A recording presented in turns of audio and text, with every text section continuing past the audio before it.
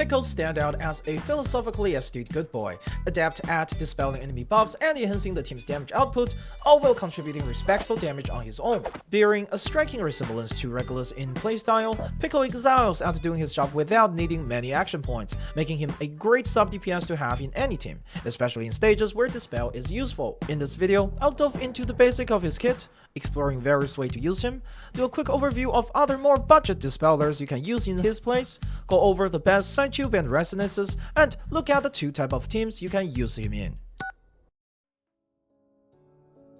Unlike many other games out there, some of the supports in this game tend to deal considerable amount of damage themselves, as they are competing action slots with the carries each turn and must be able to provide enough value to justify their existence. While not the highest in terms of attack value, at Insight 3 level 60, Pickle still has 10 more attack than Lydia. His Insight 1 forms the cornerstone of his AP generous playstyle. For every turn Pickle doesn't act, he gains 1 stack of Clarified Topic. This buff not only amplifies the effectiveness of his skills and ultimate, but also generates 1 Moxie upon consumption. Essentially, this combines the functionality of Regulus, Insight 1 and Insight 3, excluding the critical aspect. Also, unlike Regulus, whose passive only allows for a single stack at a time, Pickle can accumulate multiple stacks of his passive, making him more flexible in combat. As for his Insight 3, it gives him 2 free stacks of the passive at the beginning of the combat. We will go over this more in detail at the later portion of this video.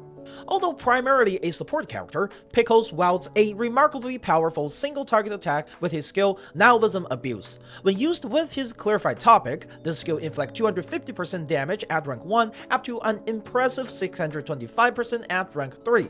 This damage output is even higher than Lydia's Crosswind Takeoff, which peak at 600% damage at rank 3, including its follow-up attack. In contrast, his other skill, Hedonism Implement, is more utility-focused. This skill doesn't gain additional damage between rank 1 and rank 2, but it gains 25% penetration and the ability to strip all status up, positive status, and counter effects from its 2 targets. While I dislike the idea of the effect locked behind rank 2, whenever you really need to dispel something from enemies such as the stacking buff from La Source, you can just rank it up to 2 using the tuning skill. His ultimate, Thus Spoke PICKLES, delivers average single target damage and boosts the entire team's damage by 30% for 2 turns, or 3 with his passive active. However, this 30% bonus applied after ultimate, meaning it doesn't enhance the ultimate's own damage. While it's not the most impressive single target skill damage-wise, its full team damage dealt buff allows him to be used in both reality and mental teams.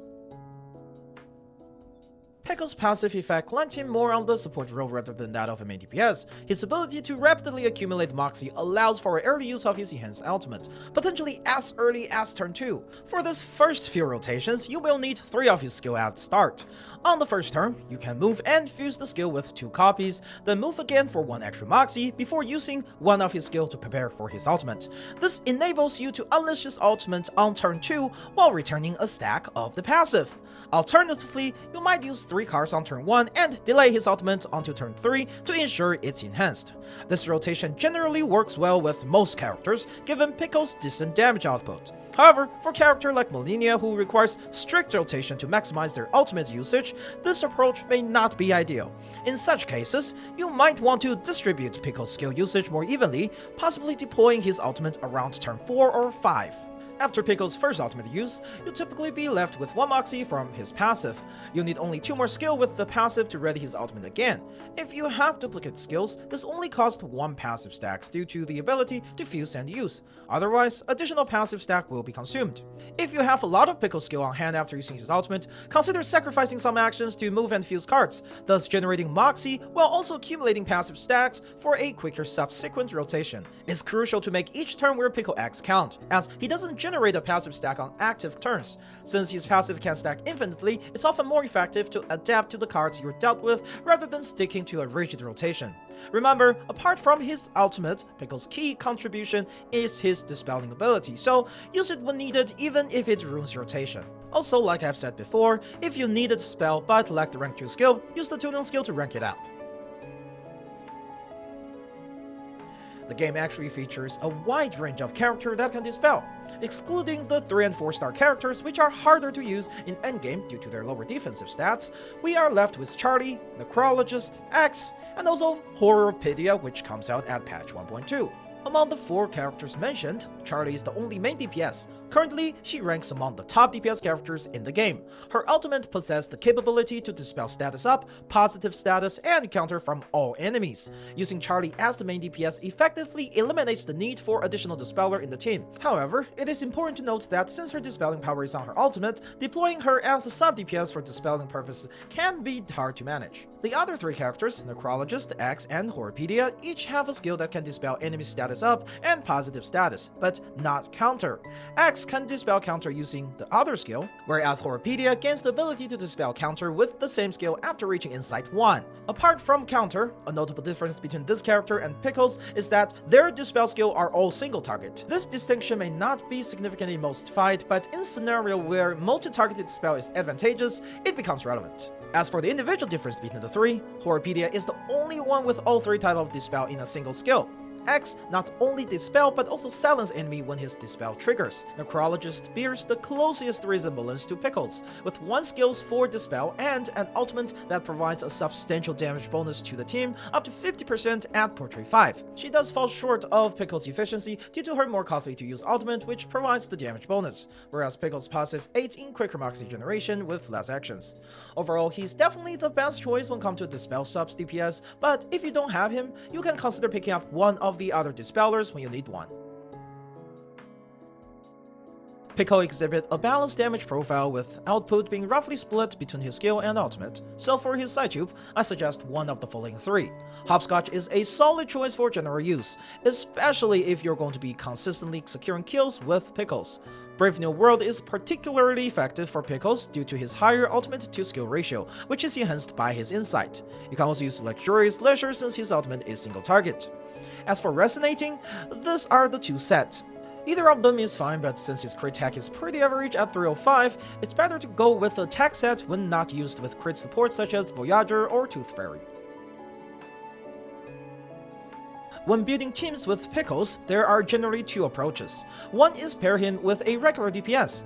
While the best fit is of course Eternity. Eternity needs time to build up her passive, making it ideal for Pickle to take the action in the initial turns and deploy his ultimate by turn 3, while Eternity ramps up her passive.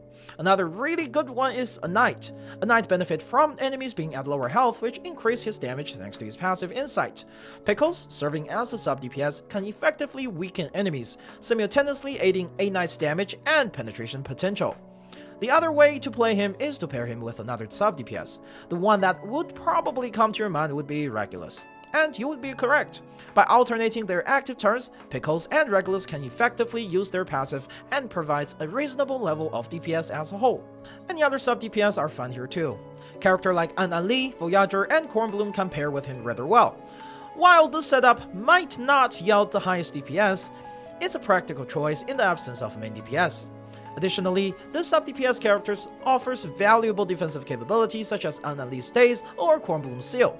Do note, Anali's damage buff will be overridden by Pickles' ultimate. In essence, Pickles is primarily utilized for 3 key aspects: his strong single target damage with S1, the dispelling capability of S2, and the team-wide 30% damage boost from his ultimate. While he is particularly effective in stages where enemies are susceptible to minerals, his value extends to any scenario where his dispelling ability is beneficial. However, for free-to-play players, I would advise against pulling for him in 1.1. This is because there are other viable Dispellers available, and with the upcoming release of Toothfairy and Changeling, it's better to save your pulls for them instead.